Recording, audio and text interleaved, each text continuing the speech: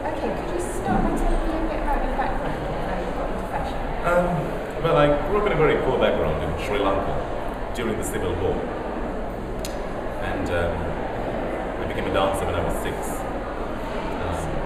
My parents were very, very happy that I became a dancer at 6 because my mother was a dancer, father was a singer. They were more like struggling artists, so they loved the fact that I went on stage. And then when I was 15, we used to go to the beach during the weekends to sell sweets and, cupcakes and everything. And I was discovered. A German photographer spotted me and I became a model. And the rest is history. I became a model and then my career was going well, but because I had severe depression problems, I turned to drugs and alcohol. So by the time I got to my mid-20s, or early 20s I would say, my career was literally gone. Had I, really worked hard and not turned up stoned and drunk to, catwalks and everything, I could have really made a good career out of it. But it was just about the time when I started. It was just about the time when the whole cocaine chic look was about to come in. But still, it was very like in India there were Indian models. In Britain there were British models. Like there was no mix. It was very rare to see like foreign models on a certain country, for example. So I did that, and then I think the fact that I was always told that I was either not tall enough or not muscular enough, or it was always there. Something was wrong. It was always like rejected many times, but also got many jobs. Finally, I think the fact that I was so different helped, and I did a lot of alternative modeling. Did the runways, did the fashion shows, some editorial, underwear modeling, all that stuff. And then finally, as after my career went, I turned to doing erotic modeling, nude modeling, which was a huge shock for my parents. So and that was it. My life was gone. I just ended up a drug addict and an alcoholic. I was so depressed. My marriages went by. I was married twice, engaged once. Nothing was working, and finally I met my ex, Marcel, who really changed me. And it took me 6 months to get clean. March 2009, I came back on the scene as a fashion commentator and presenter. March 2006. March 2009, yes. And I came back and started as a fashion presenter, and I worked really, really hard. Did you go into it? No. Did you do it on your own? Yes, on my own. Very proud of that. Yes, you should be. It was so hard. How did you get back on track after? I love Marcel was very, very, very helpful. Listen, all the ex-girlfriends, ex-boyfriends, everyone's I've always ruined every relationship I've had. But with Marcel, it was like this new hope. Suddenly I thought, oh my God, there's still hope. And he said, look, you need to get your career back. And he was the one who put me back on track. Could you tell me how you got into fashion presenting? March 2009, Yeah. I really didn't know what to do. I still wanted to be in the fashion industry, but I had no idea. And then my ex Marcel said to me, look, he was watching Sex and the City, Yes. and I said, oh, just stop watching that boring nonsense and let's watch something else. He said, no, I just have an idea. I said, what? And he said, look, what she's wearing, where she's going, where she's eating is all like branded. Mm-hmm. He said, you should be the male version of Carrie Bradshaw. I said, oh, right, how? And then he was the one who just gave me the idea. And when I went to a media networking event, they were doing 60-second pitches, and all the people were doing like really boring pitches, like I do this, I do that, blah blah, da da. It was all boring. When I took the mic, people, the room changed. Yeah. I just took the mic and said, so how are you all motherfuckers doing? People was like, whoop. And then I did a 60-second pitch, and that evening I was approached by BAFTA award-winning producer Simon Wilson from Express Broadcast. And he was the one who, worked on my career. I'm like a manufactured product, lots of things have gone into it. So I finally, learned, read more about fashion. Delved into the origins of certain clothing, and I broadened my spectrum, my view, because I don't just cover high fashion. I like everything in alternative fashion, like traditional clothes. So I started presenting, doing my own events. I managed to, because the BBC referred to me as Britain's first it boy. Okay. Now that gave me the career the boost it needed. So when we emailed people regarding venues, we were getting free venues. I mean, I hosted events at the BBC TV Centre, BBC White City. 2,000 people attended the Arts Show Festival in Mayfair that I hosted. Tons and tons, and I think because I was new, and you're new and you've just started and buoyant, and people just come to you, and it worked for me. And I used that year, that March 2009 until September 2009, I just worked so hard. and I've also been very, very lucky. Like London Fashion Week 25th anniversary, I welcomed the mayor of London, I met celebrities, and suddenly, celebrity parties followed, blah blah. I think the main, one of the main reasons for my success is the fact that I treat everybody with importance. Because the quiet man who stands in a corner of a bar, shy, could well hold the key to your career, to your success. Yeah. I make sure I talk to everybody, and for me, everyone I meet is a potential audience. Mm-hmm. So, the more networking events I went to, the more Google hits I got. So my Google rating just went through the roof. Especially, after I won the Fashion Icon of the Year award, Yes. and some of the press people dug up my past, splashed all over the internet, my naked pictures, everything. I was very humiliated and embarrassed. But then I thought, why should I be ashamed of this? If not for sex, we wouldn't be alive, would we? And I used that, and I'm very open about, sex and sexuality and my lifestyle. So I was very honest about it, and Google rating shot over the roof. A lot of people seem to love my career, which is great.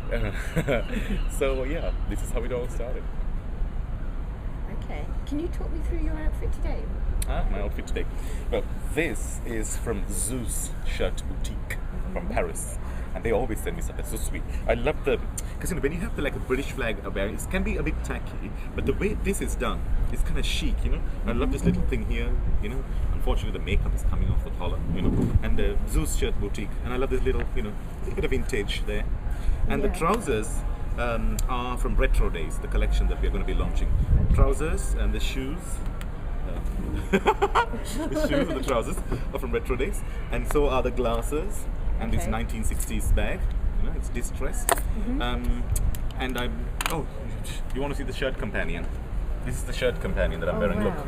Look, it's supposed to pull your socks up and keeps your shirt firmly pulled down. Okay. It was styled in the 1920s Derby sock suspender, and it's from a company called Sharp Dapper. And and I am sharp and dapper, if I say so myself. Yes, So clothes, it's just, I don't know what it is. Like when I was a little boy, right, I would look at these magazines of my aunts and uncles. I would look at because we had a man in the neighborhood in the village. We were very poor, so it was a very poor community. And this man would actually go and take newspapers and magazines from everyone that they're going to throw, and he has to measure them, and weigh them, and he'll give them a little bit of money, and then he'll take and go and sell to some factory. So I would go there and sift through these magazines. There were all these catalogs, shopping catalogs, and I would always flick through to the men's wear, and I'd look at the suits and the shirts and the shoes, and I just dream of wearing them. I was just obsessed with clothes, and even today, Isaac Kotlarevsky, this amazing shirt brand, sends me custom-made shirts. Every time because I know exactly what to expect. But the moment you open that box and you smell that fabric, and then you take that shirt and you just feel it, and I kiss it. I even talk to it. No wonder some of my ex-lovers thought I was mad. And when you wear that shirt, it's that thrill, it's just the smell of leather, the touch of the cold metal from the belt buckle, or the snap of the clutch bag. It's almost like I'm fetishizing clothes and accessories. It's like I'm so into it, There are times when I would open my cupboards and my wardrobe, take all my nice outfits, accessories, and I look at them for ages. So obviously, I would eventually launch my own brand, because then I can have more clothes that way. I'm just obsessed with clothes. God, it's just everything. What's your main inspiration for your clothes, or are you quite eclectic? Yes, very eclectic. I love 70s retro, anytime, any day. And the retro clothes are amazing. Slim fit shirts, tailored trousers, so you can show off your thighs and your calves and your bum and your pecs. And it's nice when you have the glasses and the retro style hair. Oh, 70s was the best era. And flowered shirts and flower power and blue and pink and all that stuff. And then I do love traditional clothes, my traditional Sri Lankan clothes. Oh, the sarong, the sarongs and the little tunics. Because the sarong usually, from the tip of your middle finger to your elbow, this length is called a mulam in South Indian Tamil, mulam. And the 8 mulam sarong, 8 mulam length sarong, is what a lot of men wear, but it's quite conservative, it's all covered. The young men wear the 4 mulam sarong. So if they're quite athletic, they wear the 4 mulam sarong. So when they walk and it catches the wind, then you can see the toned thighs and the calves. The girls all go, oh! So I do love wearing the 4 mulam sarong. And especially when you have the stubble, when you have 3 days stubble, and it's nicely groomed. This part is all shaved, nicely groomed stubble, slicked back hair, and you have a short sleeve shirt, and you have the little twine here with a silver thing tied here. It's like a little silver piece. It's very kind of Asian, and then you wear that sarong, the formal sarong, and it just looks so sexy, And the sherwanis, the Indian costumes, that Maharaja style costume, that long, with the gold embroidery, and in a way that just feels so luxurious. But my taste, is very eclectic. I love leather, I love silk, I love every single fabric on earth. Every single color on earth. I'm very lucky because I can pull off any color, any outfit. It's just, I hate limiting myself. My look is changing all the time. Once I had like floppy page boy cut, and everyone was talking about that. People were ringing up the hairdresser and asking for the same cut. At one point, she got so busy that I couldn't get a booking. People were ringing up saying, "Oh, we want Emmanuel Ray's page boy cut." And then this hair has been done by Petar Dragicevic at the Glass Hair Salon, just next door to me, Barbican, London. And he did this. So for Gibraltar, when I went to Gibraltar to Brighton Fashion Week, I had the quiff. I am thinking of having my head shaved because there's a henna designer who was commissioning a photo shoot, and the creative director says that she'd like me to have shaved head. My entire body's going to be waxed. I'm going to be black like a chicken, and they're going to do henna designs on my arms and my legs, like henna tattoos. So shaved head, I thought shave the eyebrow here, do like that, and have a fake piercing, that really kind of street kind of look. Pissed my mother off, but anyway. Okay, and where do you see fashion heading in the next season? Say autumn, winter. Autumn, winter. Autumn, winter to spring, summer next year. This is the best part. I think I'm the only fashionista who doesn't really follow the trends because I've never cared. But I think you're talking about autumn, winter fashion, or are you talking about spring, summer 2013? Both. What autumn, winter. I have a feeling. I just have this feeling that we're gonna have more colours this winter for something. Okay.